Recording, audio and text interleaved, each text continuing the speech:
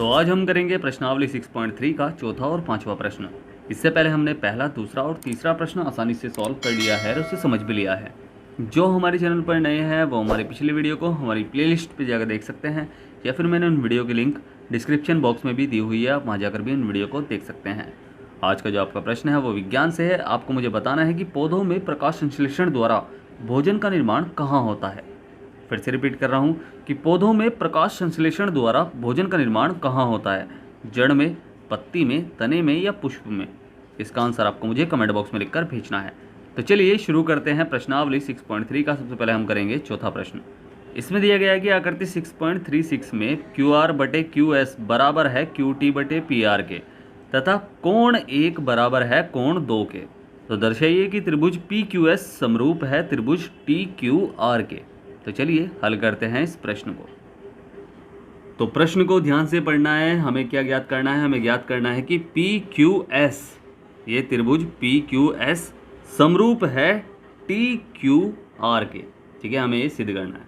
तो हम क्या करेंगे, जो हमें प्रश्न में दिया गया है, ठीक है, ध्यान से देखना है उस प्रश्न को।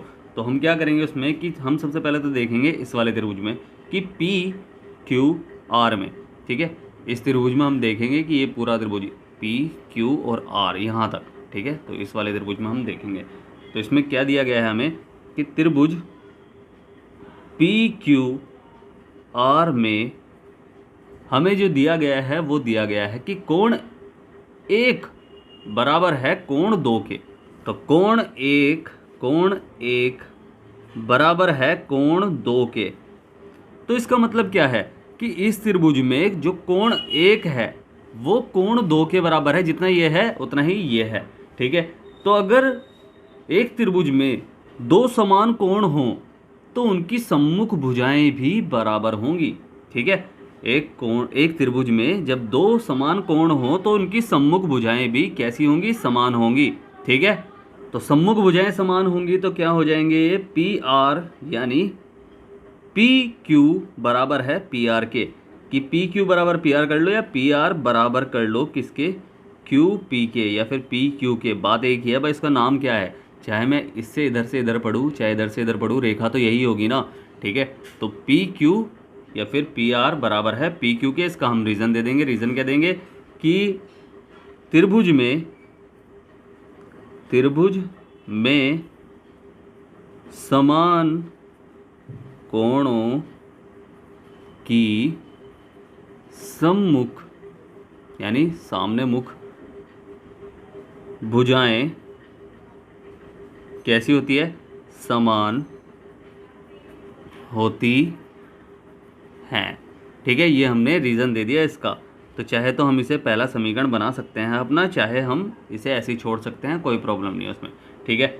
अब जो हमें दिया गया है देखो, वो भी देखो कि हमें जो दिया गया है प्रश्न में वो दिया गया है कि QR बटे QS और बराबर है QT बटे PR के। यानी चित्र में देखेंगे कि QR बटे QS इनका अनुपात बराबर है किसके?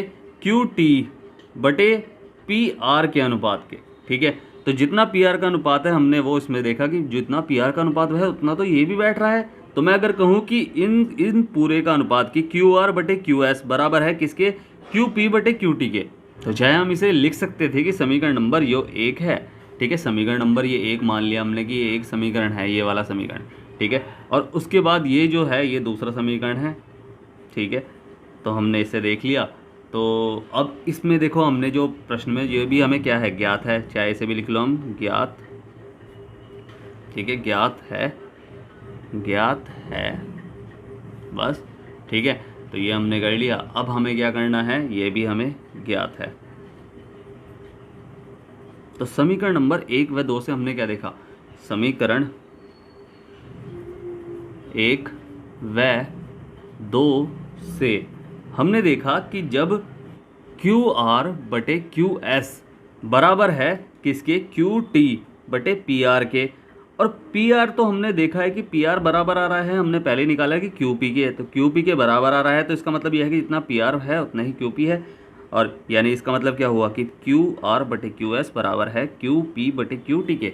अगर ऐसा है तो भाई देखो सिंपल सी बात है, हमने पहले पढ़ा है इस चीज़ को कि अगर किसी त्रिभुज की कोई रेखा किसी त्रिभुज की ही दो भुजाओं को एक ही अनुपात में विभाजित करे तो वह क्या होती है, वह तीसरी भुजा के समांतर होती है। ठीक है, समांतर होती है, समांतर है। ठीक है, बट हमें अभी इसके बारे में सोचना नहीं है। ठीक है, हमें करना क्या है, हमने पहले और दूसरे समीकरण से हमने देखा कि भाई कि जो क्यू आर बटे क्यू एस है, क्यू आर बटे क्यू एस है वो क्यू टी बटे पी आर के बराबर है। बट पी आर तो हमने देख लिया कि ये क्यू आर मतलब क्यू पी के बराबर है, तो यानी ये भुजा इसके बराबर भी होगी। ठीक है, तो इसका मतलब ये है कि समीकरण 1 व 2 से हमने क्या देखा कि क्यू एस बटे क्यू आर बराबर है क्यू पी बटे क्यू टी के। तो ये हमारा क्या है, ये हमारा समीकरण नंबर हम 3 कह सकते हैं इसे। ठीक है, तो हमारे पास क्या क्या है, एक तो एंगल है जो प्रश्न में दिया गया है समान है। ठीक है, दूसरी हमें साइड दे रखी थी जो हमें प्रश्न में ही दे रखी थी, और तीसरी हमने निकाली है कि भाई ये भुजा ये वाली भुजा, जब ये भुजा बराबर है इस वाली भुजा के तो इसका मतलब यह है कि इनका अनुपात भी बराबर होगा।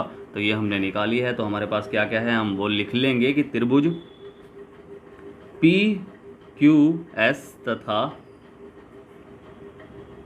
टी क्यू आर में हमने क्या मिला, हमें मिला है कि क्यू एस बटे क्यू आर बराबर है क्यू पी बटे क्यू टी के। ठीक है, अगर ये बराबर है तो ये हमने तीसरे समीकरण से निकाला था ना। और कोण हमें पता ही है कि कोण क्या है, कोण एस क्यू पी। भाई एस क्यू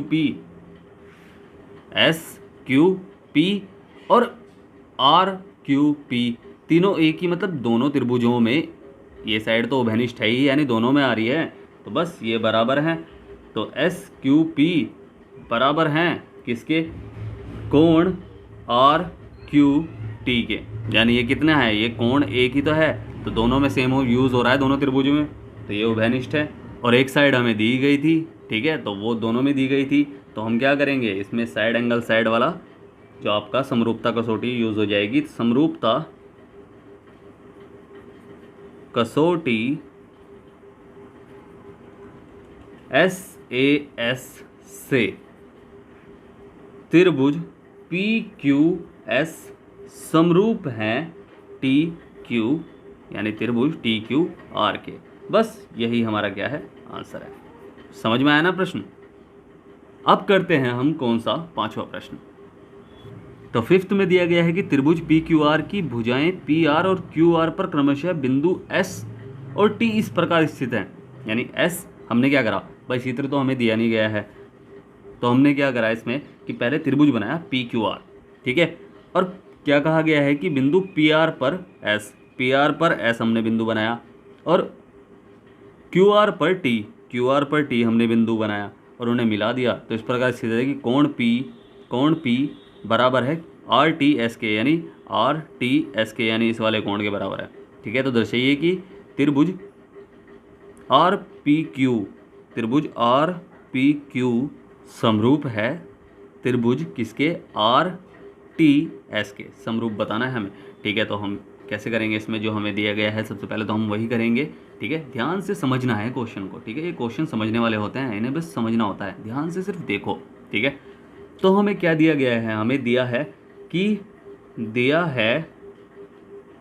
कि जो हमें दिया है वो दिया गया है कोण P बराबर कोण RTS। कोण P बराबर है कोण RTS के। ठीक है, तो हम देखेंगे त्रिभुज किसमें, PQR, या फिर हम कह सकते हैं कि जो हमसे कहा गया है कि त्रिभुज RPQ तथा त्रिभुज RTS में। तो इसमें हम क्या देखेंगे भाई, इसमें इन दोनों त्रिभुजों में कोण P बराबर है कोण T के, या फिर मैं कहूँ कि RPQ, कोण RPQ बराबर है कोण किसके, RTS के। ठीक है, RTS के। ये प्रश्न में हमें दिया ही गया है, तो ये ज्ञात है, हमें ज्ञात है। और एक चीज़ तो आप ध्यान से देखना कि देखो इस वाले त्रिभुज में ये वाला कोण भी और इस वाले त्रिभुज में यही वाला कोण, दोनों इसी वाले मतलब दोनों त्रिभुज में गिने जा रहे हैं ना, तो ये उभयनिष्ठ हैं। तो त्रिभुज मतलब कोण कौन सा, पी आर क्यू बराबर है कोण एस आर टी के। क्यों? क्योंकि ये उभयनिष्ठ हैं।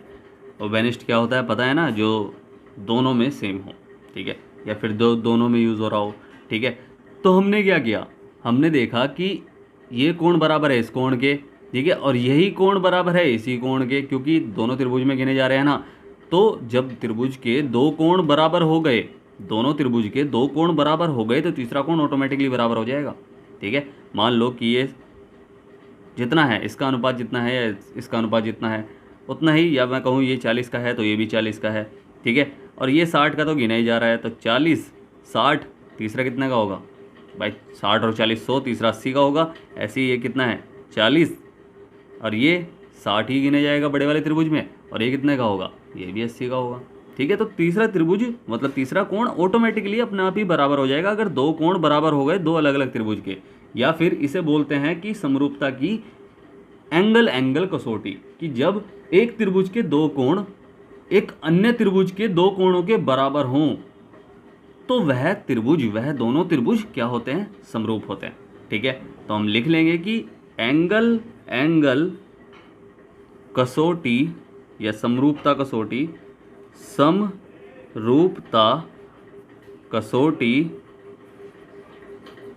से एंगल समरूपता कसौटी से त्रिभुज P या आर पी क्यू समरूप है त्रिभुज आर टी एस के। बस यही हमारा क्या है, आंसर है। समझ में आया ना प्रश्न, और बहुत ही आसान भी था, ठीक है। तो उम्मीद है आपको प्रश्न अच्छे समझ में आया होगा। अगर आपको प्रश्न अच्छे समझ में आया है तो आपको क्या करना है, आपको करना है वीडियो को लाइक शेयर करना है जितना हो सके, और सब्सक्राइब करना है, आपका ही अपना चैनल है, ठीक है। अगर समझ में नहीं आया है तो आप मुझसे पूछ सकते हैं, मैंने नीचे टेलीग्राम की लिंक दी हुई है, इंस्टाग्राम की भी लिंक दी हुई है, आप कहीं भी जाकर मुझसे कुछ भी पूछ सकते हैं, मैं आपकी पूरी हेल्प करूँगा, ठीक है। और स्टार्टिंग में जो मैंने आपसे प्रश्न पूछा है कि पौधों में प्रकाश संश्लेषण द्वारा भोजन का निर्माण कहाँ पर होता है, ठीक है, जड़ में, पत्ती में, तने में या पुष्प में, इसका आंसर आपको मुझे कमेंट बॉक्स में लिखकर भेजना है। फिर से कह रहा हूँ, वीडियो करें लाइक शेयर करें जितना हो सके, ये आपका फ़र्ज़ बनता है। मैं आपको पढ़ाता हूँ तो आपका भी फ़र्ज़ बनता है अपने दोस्तों तक इस वीडियो को पहुँचाएँ और उनसे भी हार्ड वर्क कराएँ, ठीक है। तो मिलते हैं फिर अगली वीडियो में, तब तक के लिए bye bye, tata, see you.